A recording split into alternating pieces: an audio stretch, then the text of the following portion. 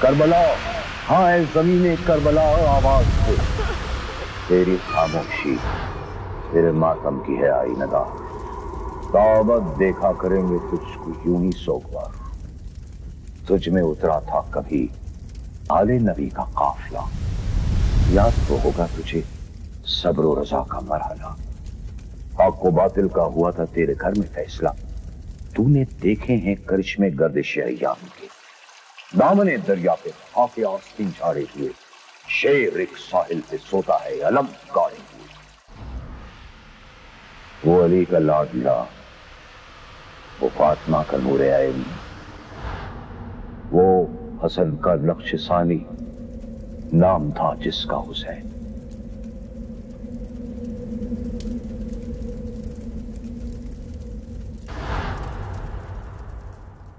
اعوذ باللہ من الشیطان اللعین الرجیم،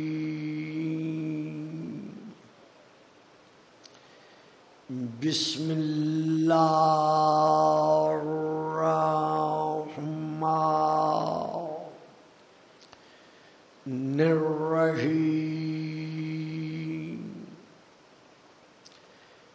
الحمد للہ الذی جعل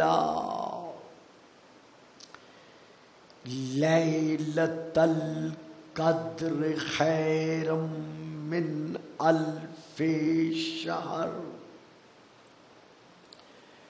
والشکر للہ الذی جعلنا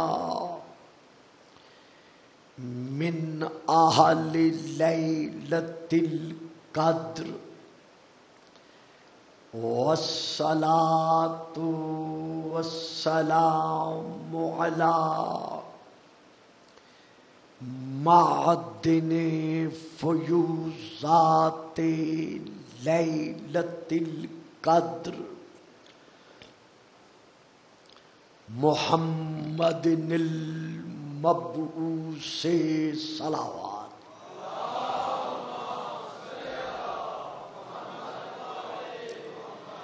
قبل لیلۃ القدر وعلی جواہر علل ما ظہر فی لیلۃ القدر، ثم الصلاۃ علی آلہ الذین ہم محال کتاب اللہ المنزل فی لیلۃ القدر، بل ہم کتاب اللہ الناطق المنزل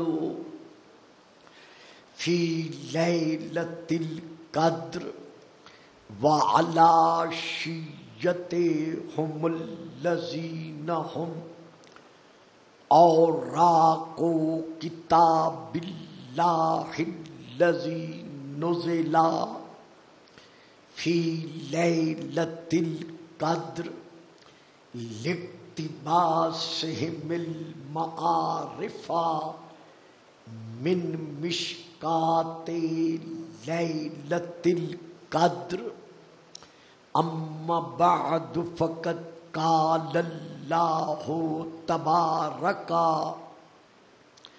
وتعالی الذی خالق لیلۃ القدر فی کتاب القدر، وما آتاکم الرسول فخذوہ وما نہاکم عنہ فانتہوا واتقوا اللہ ان اللہ شدید العقاب۔ صلوات۔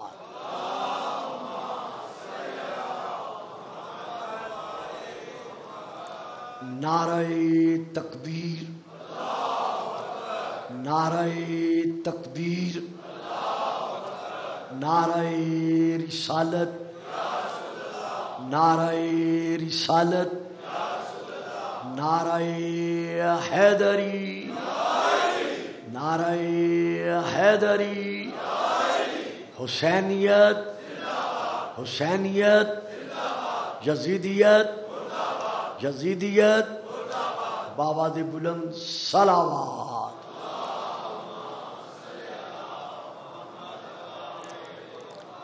साहिबाने इल्म, मारिफत, महब्बत, मवद्दत, आशिकान रसूल व आले रसूल व आशिकान रसूल।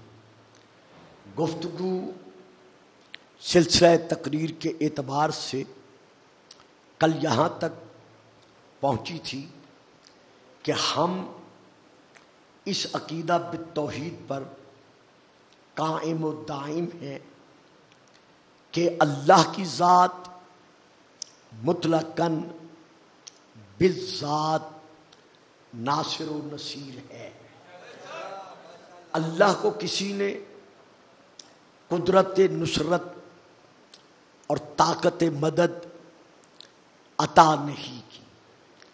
जिस तरह अल्लाह मुतलकन अलीम है, मुतलकन रहीम है, मुतलकन खालिक है, मुतलकन राज़िक है, इसी तरह अल्लाह मुतलकन बिज़्ज़ात नासिर व नसीर है। दरूद पढ़िएगा, सलावत।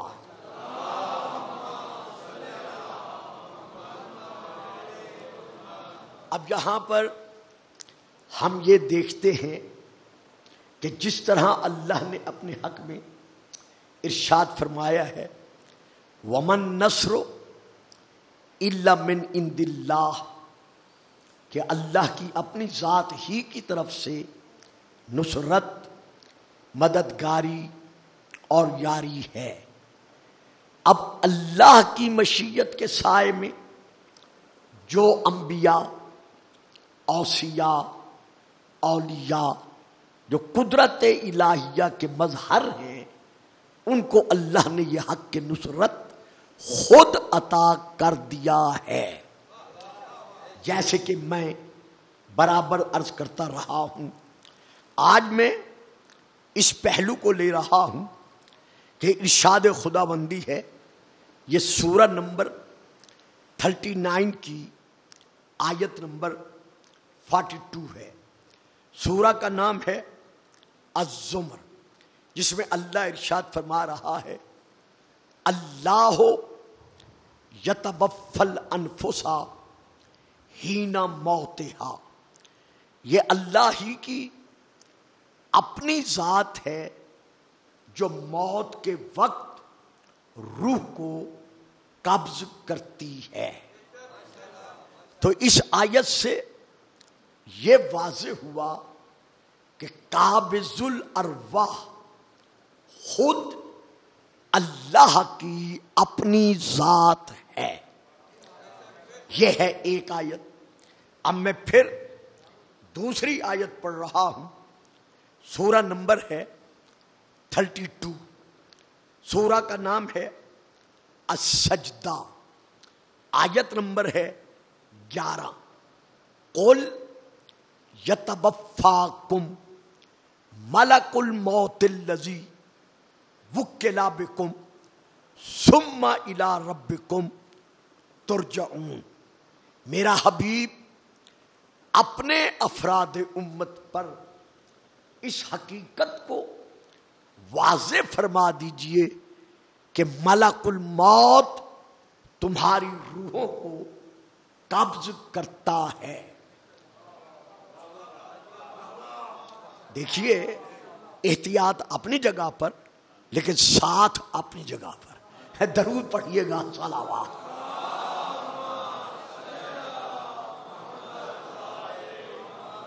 मेरे मुअज़्ज़म मुकर्रम सामीन, पहली आयत में कुरानी फैसले के मुताबिक اللہ کا فرمان یہ ہے کہ اللہ تمہاری روحوں کو قبض کرتا ہے. اب وہ بھی قرآن کی آیت ہے اور یہ بھی قرآن کی آیت ہے، اور قرآن کا یہ بھی فیصلہ ہے کہ ذالک الکتاب لا ریب فیہ، قرآن کے کسی فیصلے پر شک وہی کرے گا جو خود شکی ہوگا، کیونکہ قرآن میں کسی قسم کے شک و شک کی گنجائش نہیں ہے. اس کا ہر فیصلہ اٹل ہے، محکم ہے. اب یہ آیت جو ہے سورہ السجدہ کی، قل یتوفاکم ملک الموت الذی وکل بکم ثم الی ربکم ترجعون، کہ ان سے کہہ دیجئے کہ ملک الموت جو اللہ کی طرف سے تم پر مقرر کیا گیا ہے وہ تمہاری روحوں کو قبض کرتا ہے. اور یہ مت تصور کیجئے کہ روح قبض ہونے کے بعد معاملہ ختم ہو گیا، ہر بات ٹھپ ہو گئی. نا، ثم الی ربکم ترجعون، یہی سے تو یہ منزل شروع ہو رہی ہے کہ تم اپنے رب کی طرف پلٹائے جاؤ گے. ان للہ و انا الیہ راجعون، ہم اللہ ہی کی ملکیت ہیں اور اللہ ہی کی طرف مالک حقیقی کی طرف پلٹ کر جا رہے ہیں.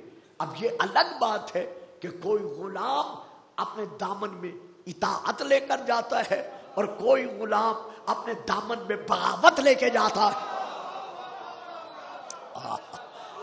درود پڑھیے گا، صلوات.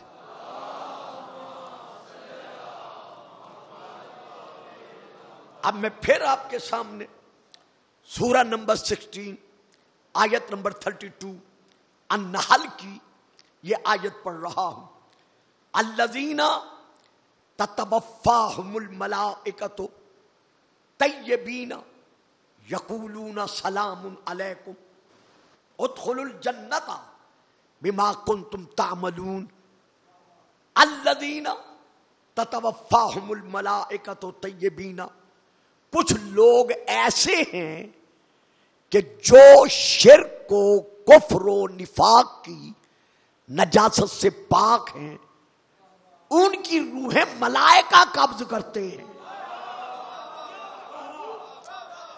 یعنی کچھ لوگ جو کہ شرک، کفر اور نفاق کی بیماری سے پاک ہیں، نجاست سے پاک ہیں، ان کی روحیں فرشتے ملائکہ قبض کرتے ہیں.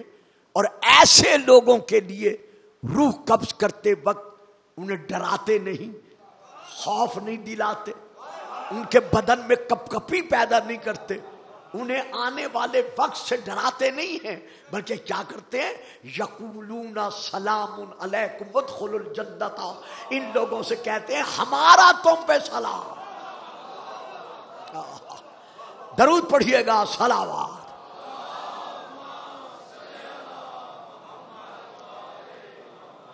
یعنی یہ فرشتے، یہ ملائکہ ان لوگوں کی روح قبض کرتے وقت کہتے ہیں سلام علیکم، تم پر ہمارا سلام ہو. اور اس کے بعد کیا کہتے ہیں؟ ادخلوا الجنۃ، جاؤ سیدھے جنت میں داخل ہو جاؤ. یعنی ادھر روح قبض کرتے ہیں. پھر سنیں، بڑے آرام سے سنیں. یعنی جو لوگ طیبین ہیں، شرک و کفر نفاق کی نجاست سے پاک ہیں، ان کی روح ملائکہ قبض کرتے ہیں، اور قبض کرتے وقت ان کو ڈراتے نہیں بلکہ ان پر سلام بھیجتے ہیں. بھائی جب مومن مرتے وقت علیہ السلام ہو سکتا ہے تو جو خود کل ایمان ہے.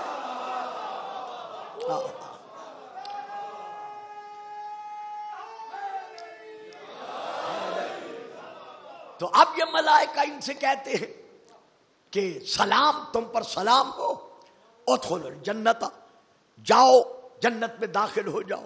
اب یہاں میں ایک بہت پیاری فکر دینے لگا ہوں، خدا آپ سب کو سلامتی دے.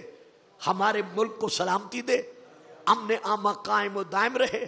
ایام محرم میں ہم تمام شیعہ سنی بھائی تسبیح کے دانوں کی طرح مل کر اتحاد اور اتفاق کا مظاہرہ کرتے ہوئے رسول پاک کی بارگاہ میں ان کی پاک اولاد کا پرسہ دیں۔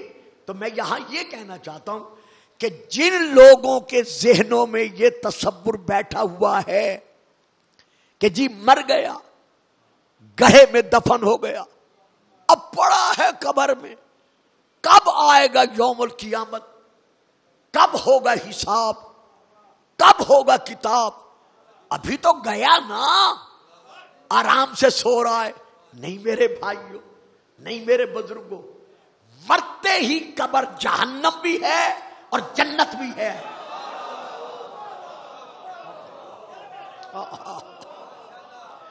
یعنی یہ تصور کر لینا کہ اب مر گیا ہے، دفن ہو گیا ہے، پڑا ہے پڑا رہے گا، جب قیامت آئے گی دیکھا جائے گا۔ نہیں عزیزان محترم، نہیں بزرگان دین، نہیں برادران ملت، بلکہ قرآن سے ثابت ہے کہ جب مرنے والا مر کر قبر میں جاتا ہے تو قبر میں جاتے ہی اس کے لیے جہنم بھی ہے اور اس کے لیے جنت بھی ہے۔ جنت کے لیے یہ میں آیت یہ پڑھ رہا ہوں کہ ادخلوا الجنت، کہ اس سے کہا جائے گا کہ جاؤ ادخلوا الجنت، جا سیدھا جنت میں داخل ہو جا۔ یہ ہے ایک آیت۔ اب میں دوسری آیت پڑھ رہا ہوں سورہ یاسین کی۔ جب حبیب النجار کو شہید کر دیا گیا، کچھ تاریخوں میں ہے پتھر مار کر انہیں شہید کیا گیا، اور کچھ تفسیروں میں ہے نہیں، بلکہ ان کی پیشانی اور سر کے درمیان آرا رکھ کر ان کو دو حصوں میں چیر دیا گیا، تقسیم کر دیا گیا۔ ادھر ان کی شہادت ہوئی۔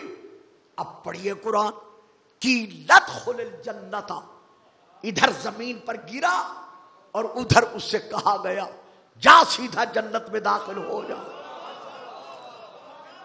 معلوم ہوا قبر میں جنت ہے۔ دو دلیلیں۔ اب میں جہنم کی طرف آ رہا ہوں۔ النار یعرضون علیہا غدوا وعشیا، جب کوئی اپنے دامن میں فرعونی اعمال لے کے مر جاتا ہے، یعنی غرور و تکبر کا مجسمہ بن کر، شیطان کی شیطانیت کی چلتی پھرتی تصویر بن کر،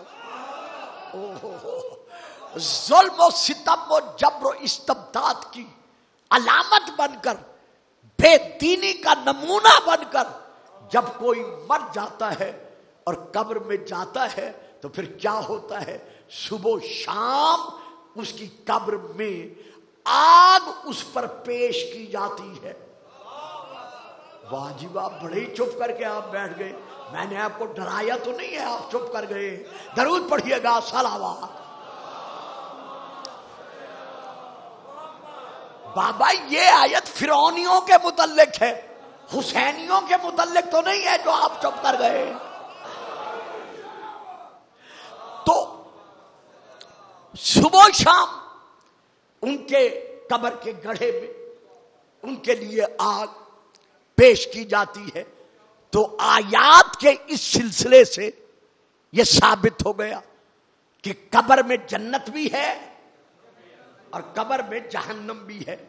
اب میں اپنی عادت کے مطابق، جو آج کل آپ جانتے ہیں میری عادت تقریر ہے، خطاب ہے، میں حوالہ دے رہا ہوں تفسیر الکشاف، جلد نمبر 4، مطبوعہ بیروت لبنان، حضرت علامہ زمخشری علیہ الرحمہ کی۔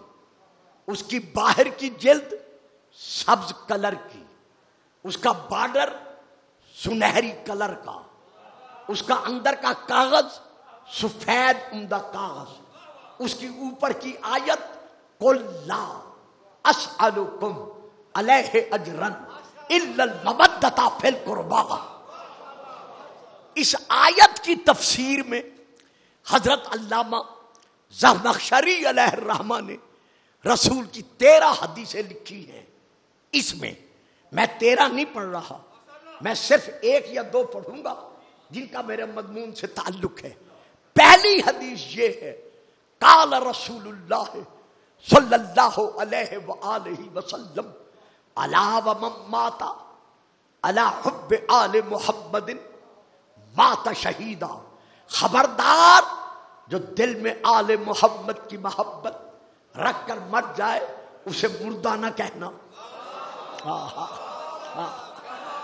اسے مردہ نہ کہنا، بلکہ میں صادق رسول، نبی الانبیاء، سید المرسلین، خدا کی منہ بولتی زبان، میں اعلان کر رہا ہوں کہ جو بھی میری آل کی محبت رکھتے ہوئے مر جائے وہ شہید ہے. یعنی قیامت کے دن جو رتبہ شہیدوں کا ہوگا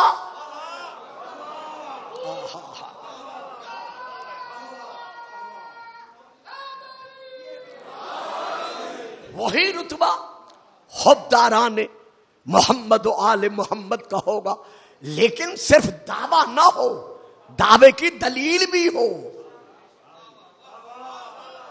واہ، اتنا بڑا اجتماع اور خاموشی.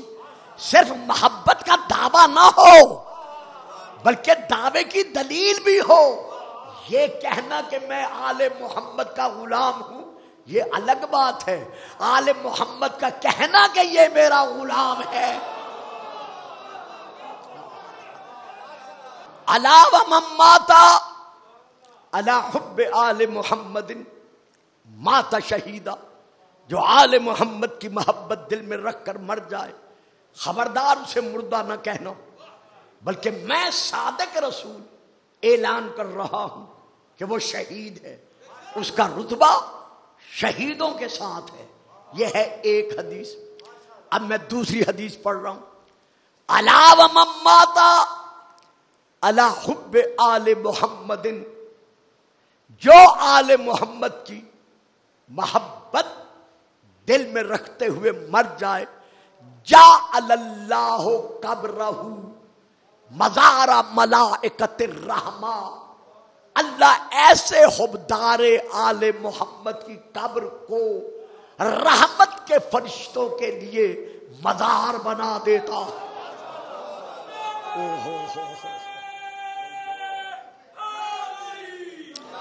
اللہ اکبر. ذرا دیکھیے، حدیث پڑھ رہا ہوں جس کی خاطر میں نے پہلی 2 حدیثیں پڑھی ہیں. رسول پاک ارشاد فرما رہے ہیں، الا ومن مات علی حب آل محمد. سبحان اللہ، سبحان اللہ. ناز کیا کریں اپنے مقدر پر، فخر کیا کریں اپنے آپ پر. اہل سنت ہیں یا اہل شیعہ ہیں، جو بھی آل محمد کے حبدار ہیں، سجدہ شکر ادا کیا کرو کہ تم حبداران آل محمد کی صفوں میں ہو. اور رسول کیا فرما رہے ہیں، الا ومن مات علی حب آل محمد.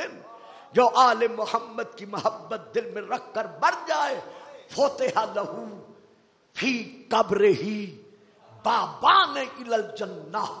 اس کی قبر میں 2 دروازے جنت کی طرف کھول دیے جاتے ہیں.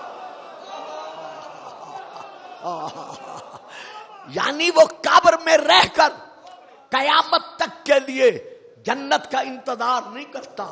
انتظار کرنا اور بات ہے، قبر کو جنت بنانا.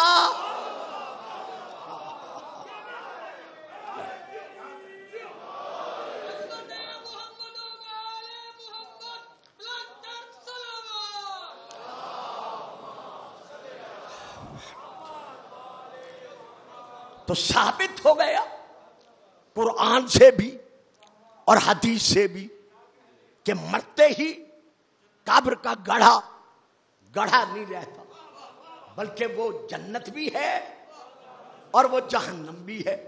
اب رات کو سوتے وقت اپنے دل کو ٹٹولا کرو، کیونکہ ارشاد خداوندی ہے کہ میرا حبیب قالت الاعراب آمنا قل لم تؤمنوا वलाकिन कुलू असलमना वलम्मा यदखुल ईमान फी कुलूबिकुम।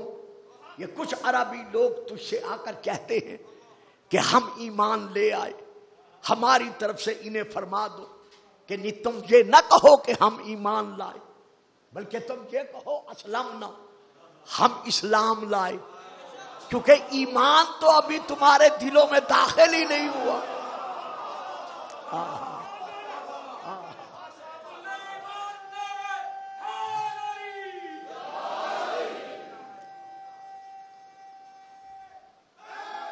है तो रात को सोते वक्त गोशे तन्हाई में, कुंज खलबत में, जब और कोई आस पास नहीं होता, तो अपने आप का मुहासबा किया करो कि सुबह से लेकर इस सोते वक्त तक मैंने कौन कौन सा अमल ऐसा किया है कि जिससे अल्लाह और मोहम्मद और आले मोहम्मद राजी हैं।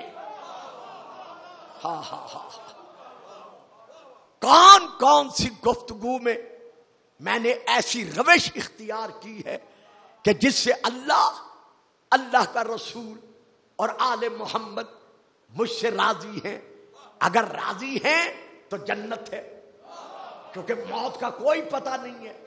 हजरत अली अलैहिस्सलाम फरमाते हैं, ग़िज़ा के दस्तरखान पर बैठो, सामने दस्तरखान पर खाना चुना हुआ हो, उसका तुम लुकमा उठाओ, उठा के जबान पर रखो, मुंह के अंदर जबान पर रखो, फिर भी ये यकीन न करो कि हलक से नीचे उतरेगा।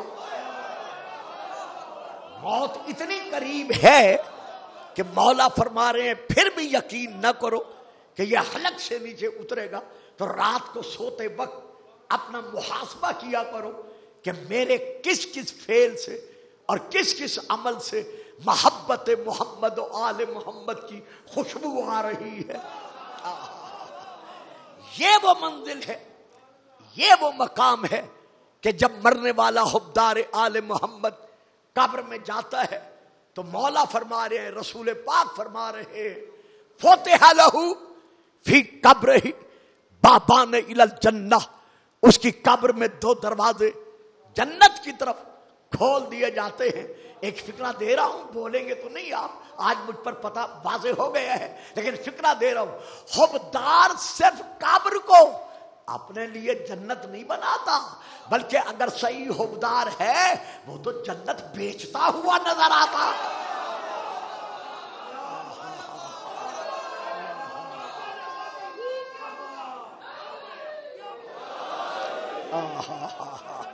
मेहरबानी जी, बड़ी मेहरबानी। तो ये है मोहब्बत मोहम्मद और आले मोहम्मद का सिला। तो इस वक्त जो मैं कहना चाहता हूं वो ये है कि अल्लाह फरमा रहा है पहली आयत में कि तुम्हारी रूहों को कब्ज अल्लाह करता है। दूसरी आयत सुन चुके हैं कि तुम्हारी रूहों को कब्ज मलकुल मौत इज़राइल करता है। तीसरी आयत आप सुन चुके हैं कि रूहों का काबिज, रूहों को कब्ज करने वाले कुछ मलाइका हैं जो अरवाह को कब्ज करते हैं। अब मैं एक और आयत आपके सामने पेश कर रहा हूं, सूरह नंबर 6 आयत नंबर 61, सूरह अल अनआम, मैं वहां से लेकर पढ़ रहा हूं। हत्ता इज़ा जा अहदकुमुल मौत तवफ़्फ़तहु रुसुलुना वहुम ला युफर्रितून। जब भी तुम में से किसी एक की मौत का वक्त आ जाता है तो हमारे भेजे हुए रसूल उसकी रूह को कब्ज करते हैं। नहीं साहब, मैं बड़े आराम से पढ़ रहा हूं। जब भी तुम में से किसी एक की कब्ज़े रूह का वक्त, मौत का वक्त आ जाता है, रसूलुना, तो हमारे भेजे हुए रसूल उसकी रूह को कब्ज करते हैं। वहुम ला युफर्रितून, और वो किसी किस्म की ज्यादती से काम नहीं लेते।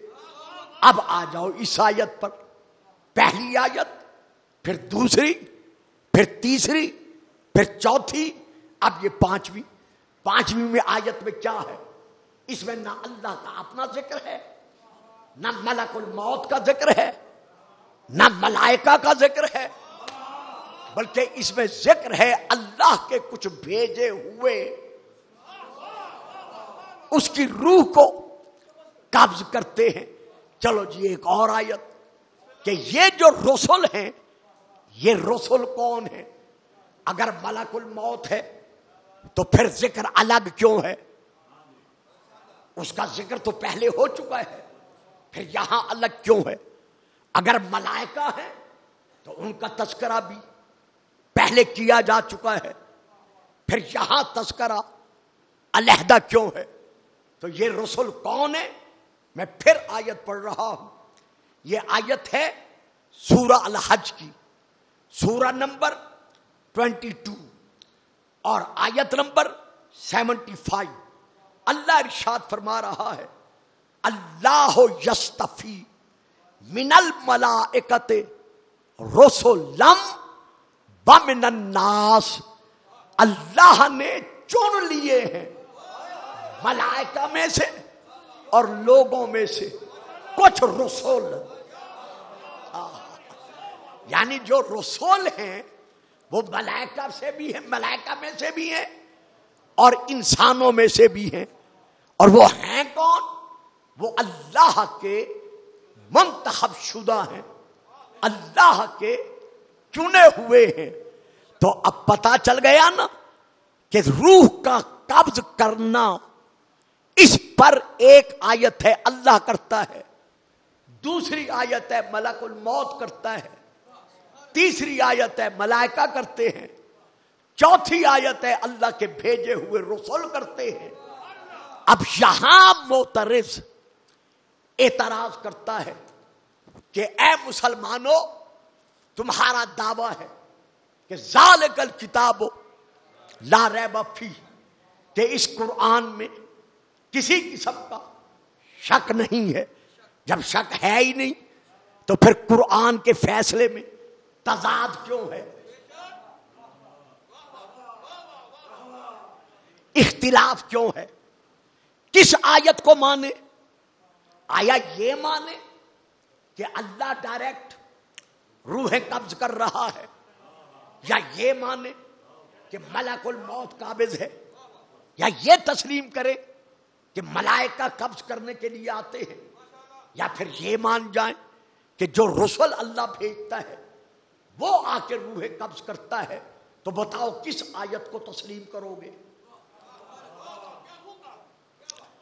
اب یہاں پر اہل تشیع اور اہل سنت دونوں کے ہاں جو تفسیر موجود ہے، دونوں کے ہاں وہ یہی ہے کہ فاعل حقیقی اللہ ہے. نہیں اہلیان لاہور، آج میرے سامنے لاہور کا انتہائی منتخب شدہ کریم آف پیپل میرے سامنے موجود ہے، مجھے یہاں تشریح کرنے کی ضرورت نہیں ہے. مفسرین شیعہ نے بھی اور مفسرین غیر شیعہ نے بھی جو اس کی تشریح کی ہے اور تفسیر لکھی ہے، وہ یہی لکھی ہے کہ قرآن میں کوئی تضاد نہیں ہے، قرآن میں کوئی اختلاف نہیں ہے، بلکہ فاعل حقیقی اللہ ہے. یعنی اصل میں ذاتن، مطلقاً، حقیقتاً جو قبض روح کا فعل ہے اس کی نسبت ہے اللہ کی طرف.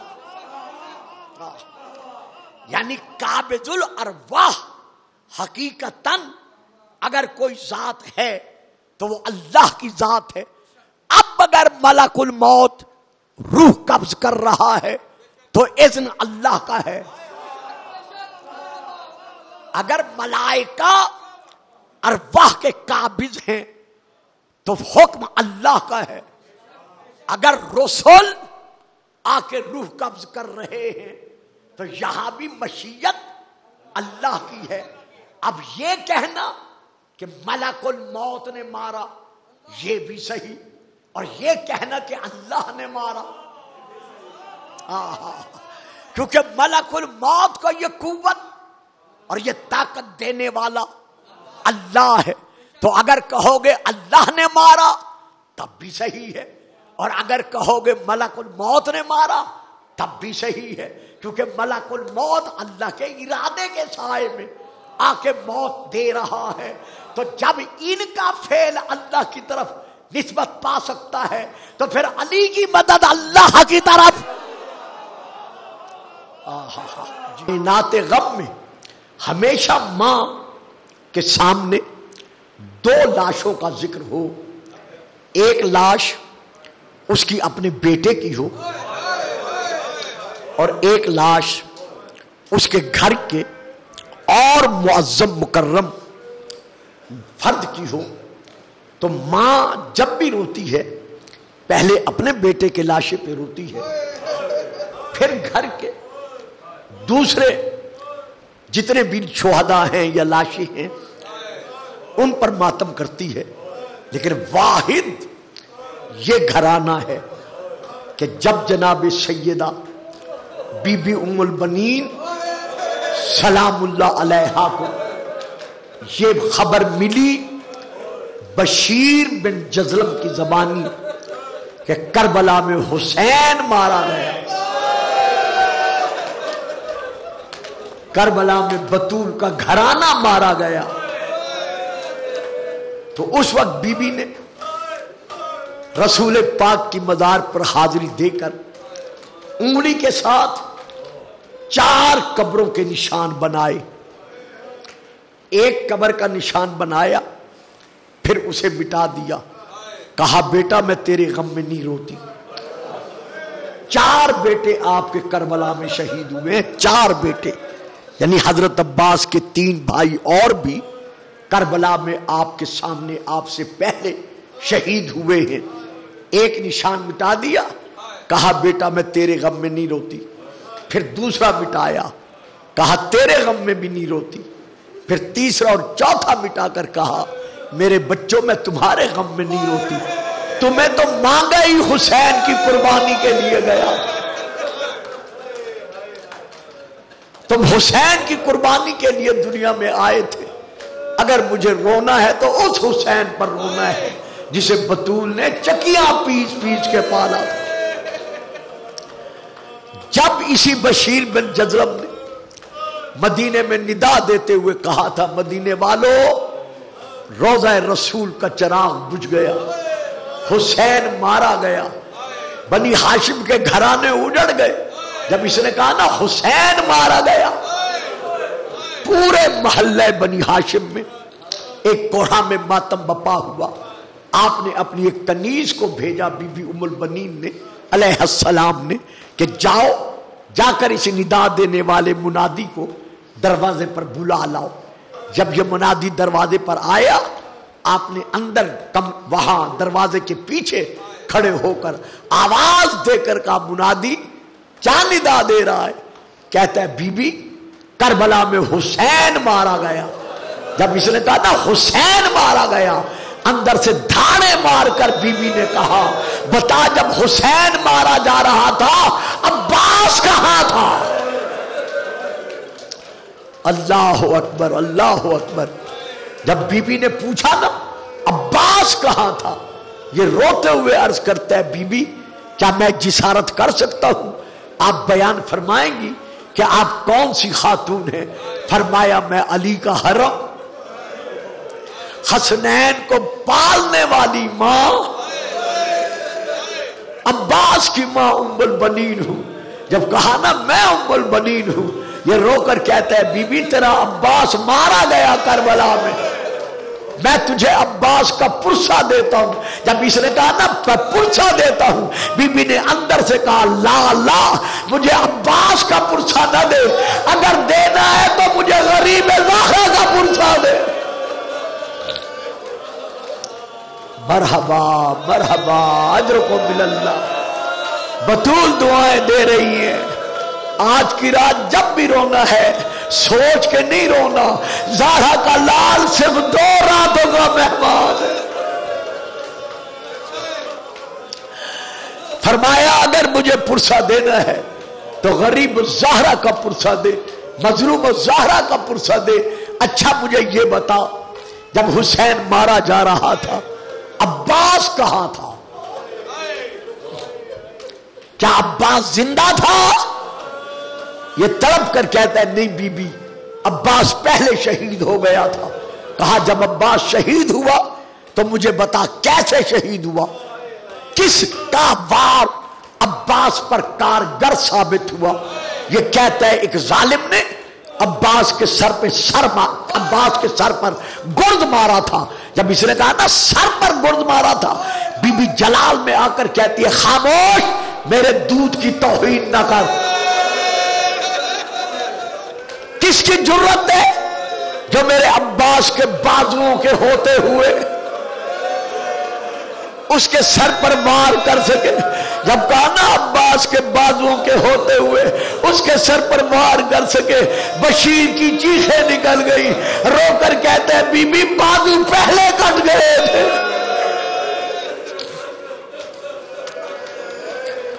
بازو پہلے شہید ہو گئے تھے۔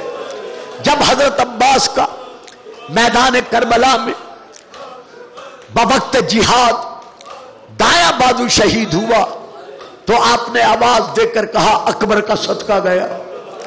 جب دوسرا بازو شہید ہوا فرمایا اصغر کا صدقہ گیا۔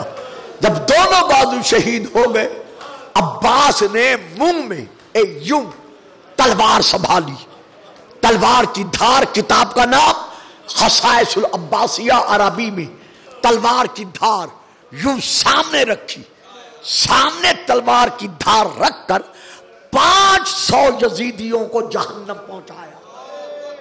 اب اندازہ لگاؤ شجاعت عباس کا کہ کتنی معجزانہ انداز میں اللہ نے مقام شجاعت عباس کو بخشا ہوا تھا۔ لیکن جب حرملہ کا تیر آ کر مشکیزے پر لگا اور سارا پانی زمین پر بہہ گیا تو اس وقت عباس نے آواز دے کر کہا اپنی سواری کو، گھوڑے کو، خبردار اب مجھے خیمے نہیں لے جانا۔ اب عباس خیمے میں جانے کے قابل نہیں رہا۔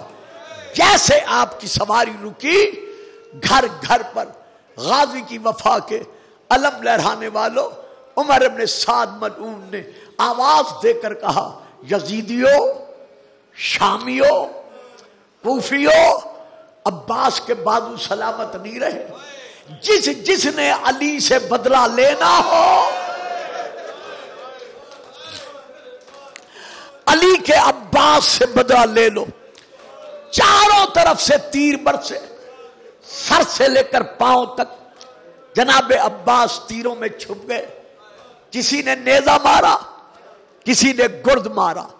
جب آپ کی آنکھوں میں آ کر تیر لگے تو آپ نے سر جھکایا کہ گھٹنوں میں سر رکھ کر کسی طرح تیر نکالیں۔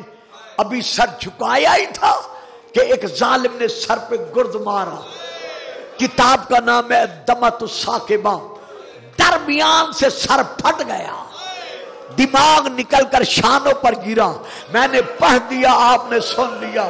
پتہ تو اس بہن کو چلا جو دروازے پر کھڑے ہو کر کہہ رہی تھی واہ حجابا، ہائے میرا پردہ۔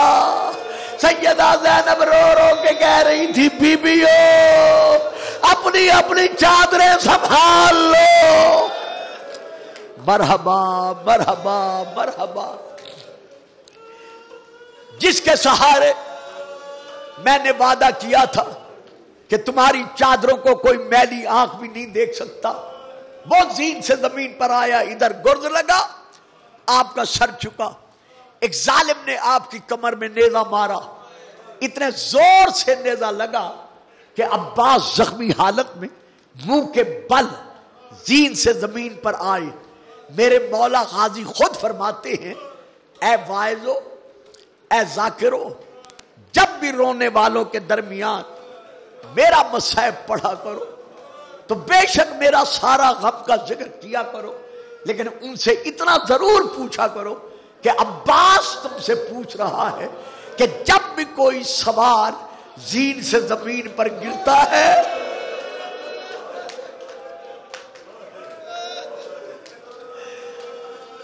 تو وہ کس چیز کا سہارا لیتا ہے؟ اپنے ہاتھوں کا. میرے بازو تو پہلے کٹ گئے تھے.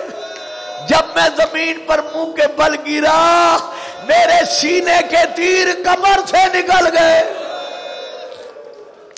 حسین نے کمر پر ہاتھ رکھ کر روتے ہوئے کہا الآن انکسر ظہری، ہائے اب میری کمر ٹوٹ گئی. زہرا کا لال جناب عباس کے سرانے پہنچے، تڑپتے ہوئے عباس کو سنبھالا، آنکھیں باندھے، دونوں آنکھوں میں 7 تیر ہیں. ہمیشہ ذاکر پڑھتے ہیں ایک آنکھ میں تیر تھا ایک آنکھ میں خون تھا. نہیں، غلط پڑھتے ہیں. جو پوری تاریخ ہے، صحیح تاریخ ہے، وہ یہ ہے کہ غازی کی دونوں آنکھوں میں 7 تیر لگے.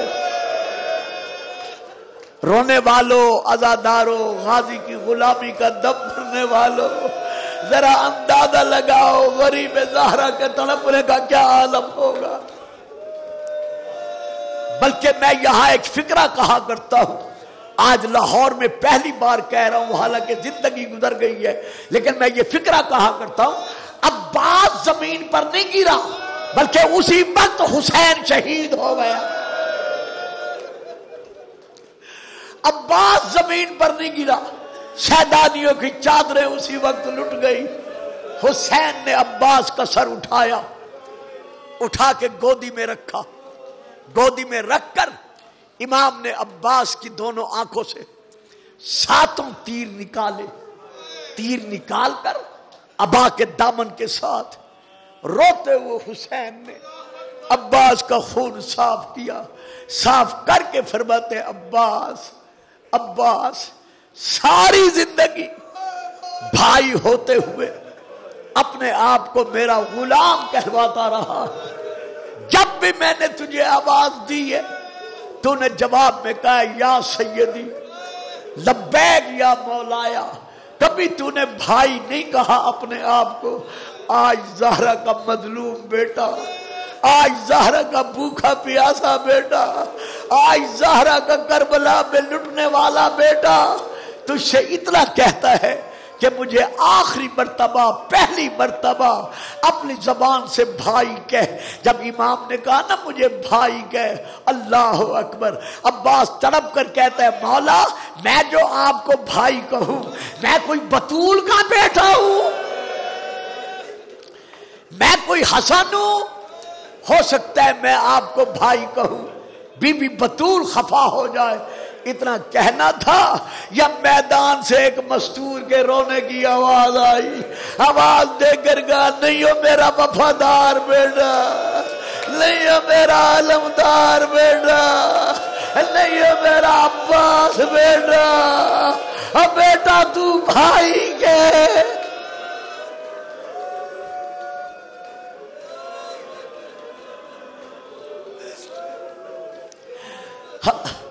میں بیٹا بیٹا کہہ کر تیرے لاشے پہ ماتم کرنے آئی ہوں. رونے والوں بس ختم کر رہا ہوں. عباس کے چہرے پر سرخی شہادت چھائی. جیسے سرخی شہادت چھائی امام فرماتے عباس کوئی وصیت کرنی ہو تو کر لے. ذاکر صحیح پڑھتے ہیں. عباس نے کہا مولا میرا لاشا خیمے نہ لے جانا. سکینہ بچوں کے ساتھ جب پانی کے خالی جام لے کر میرے لاشے پر آئے گی اور آ کر کہے گی چچا پانی، تو میں جواب نہیں دے سکوں گا. یہ صحیح ہے، کتب میں ہے، یہ غلط نہیں ہے. لیکن غازی کے مریدوں جو روایت میں نے ایک اور پڑھی ہے وہ کیا ہے کہ امام حسین نے جیسے ہی عباس کو اٹھانے کے لیے عباس کے جسد پر، جسم پر جہاں بھی اپنا ہاتھ رکھا وہاں سے عباس کا گوشت الگ ہو گیا. اللہ اکبر، اللہ اکبر. یعنی اتنے تیر لگے تھے، اتنے نیزے لگے تھے، اتنے تلواریں جسم پر پڑی تھی کہ جہاں سے امام نے ہاتھ رکھا عباس کے جسم کا گوشت الگ ہو گیا. یعنی عباس کا جسد اٹھانے کے قابل نہیں رہا. امام رو کر کہتے غازی کوئی حسرت بھی ہے؟ ہاں مولا ایک حسرت ہے. کہو عباس.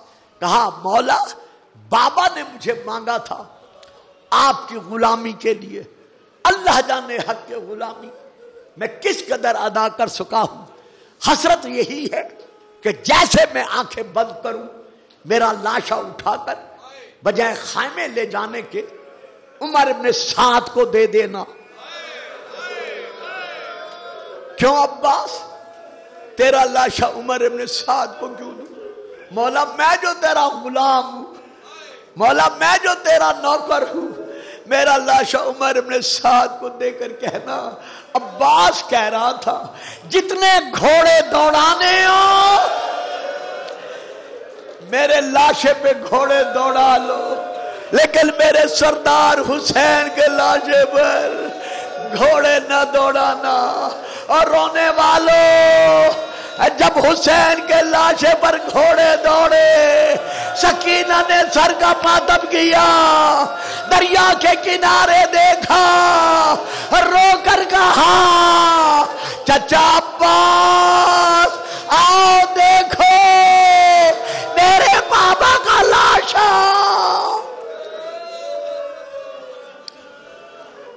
الا لعنت اللہ علی القوم الظالمین.